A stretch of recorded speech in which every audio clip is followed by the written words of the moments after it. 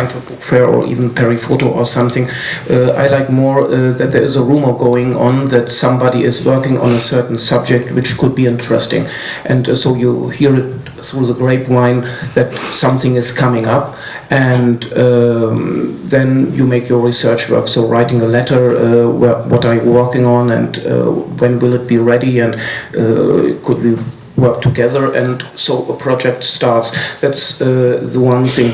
The other thing, of course, are books which are coming up through exhibition venues and by curators who are offering them to us, but more or less I myself make always my personal choice. So I'm not looking if it is sellable or if it is a bestseller or whatever. So in the moment I'm interested in the subject, and I'm interested in the artist, and I'm interested in the technical work, and it is for me a discovery, and I can learn something. I put myself back in the position of a student and working with artists, and then the artist is my private professor. I learn from him.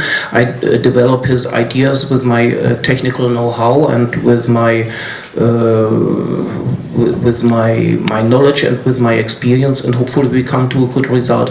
So that is the one thing. But if you always do your home cooking and you eat the same soup, maybe it's getting boring and you're getting tired. And so I established from my publishing house a system of imprints where collaborators with a good eye, with a good taste, and with some excitement bringing projects to me, and this system works very well. So it's my own choice, and a kind of curator system who is bringing to me, let's say, fresh blood always. Yes, so things which I like. Fresh blood, what I want to drink. So. Thank you. Gigi? Pretty much the same. I would say I don't have an established procedure to choose projects, or it's very casual. My life takes me to certain situations to know about certain stories, and there the process starts. And I would say that probably the making of the book, the process, is almost what publisher like us like the most. That's our real story within the story, and so the open discussion with the photographer. I never usually publisher vision to my books, because it's the artist and the photographer that gives us a lot of the input towards that. What we give is our knowledge of even the printing machines, or what are the tricks of the graphics, how a book can optimize, how a project can really come up and tell you something that you need to learn, which is the first objective of doing a book. I would think what she did.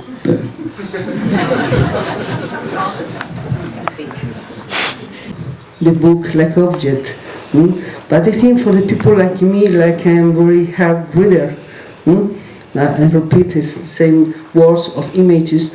For me the books are another importance. They are absolutely imprescindible, but like a documentation, or like the way to see more works, more pictures that you can see in person, but it's not only a beautiful object. Perhaps for me it's not too much important, like reader, the beautiful, the quality of the reproduction.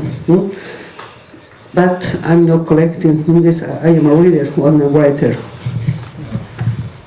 Merci. And to find a way to produce it industrial. So, for example, there was an object he called Capri Sun, which was a yellow tungsten bulb in a wooden box with a certain electrical fitting, and he has a special idea to release it, and my job was to to manufacture it industrial.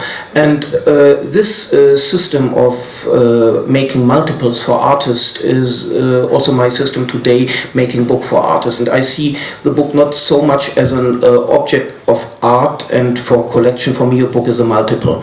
And a multiple, as I did it for artists 20-25 years ago, was always limited to the resources. So if it was very complicated to do, the edition was quite low, maybe 10, 15, 20 or 30. And if it was easier to do, so for example his felt suit to knit was quite simple, because you could cut with a mechanical tool, you could cut the fabric down, and then you have a knitting machine and you was fitting it together. It does not really matter if you make 1, 2 or 10 or 100, so the edition was 100.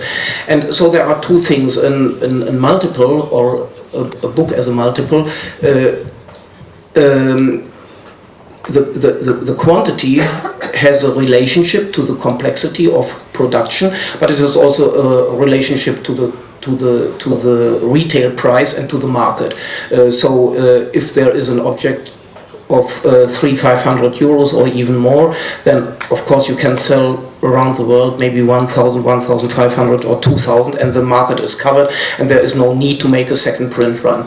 On the other hand, I like very much the idea that a book is a democratic object, and not every book should be limited and should be high price. So I really bring together all my resources, technically and money-wise, to make clever solutions for a book in a very high quality, which have a price of even 20 or 15 euros, and which have the same deluxe and the same spirit of limited edition works. And I think it is a mixture, and the decision is always done object by object, and I decide together with the artist. Yeah? So when we both think this is an unlimited edition, and just like with Robert Polidori's Havana book, where we have sold now, I don't know, 26 or 28,000 books within a couple of years, and there is even more interest, then why not reprinting it endless? So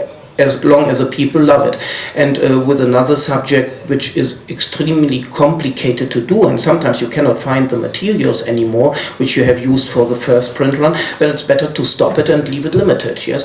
And another thing is, what I also like a lot is to make reprints from facsimile reprints from very rare books in the same quality. So it means, yes, the Japanese box, or the Moe book we did, or the interview trolley with a reprint of Andy Warhol's interview from 1972 for the first decade. So all these objects are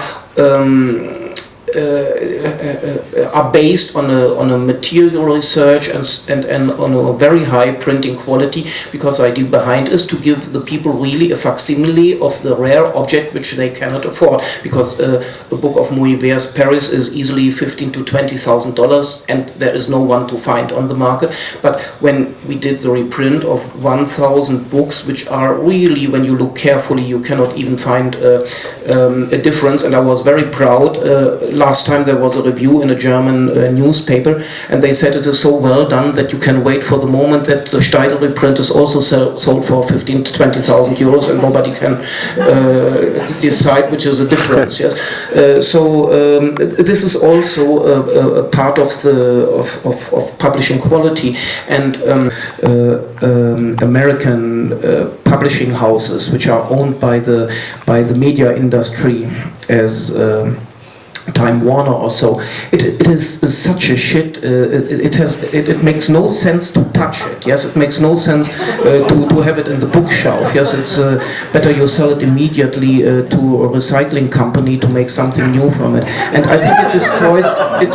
This market destroys himself. And so I trust in the work of manufacturers around the world who trust in their craftsmanship and in the artist idea and making good books, and then we'll see what's going on.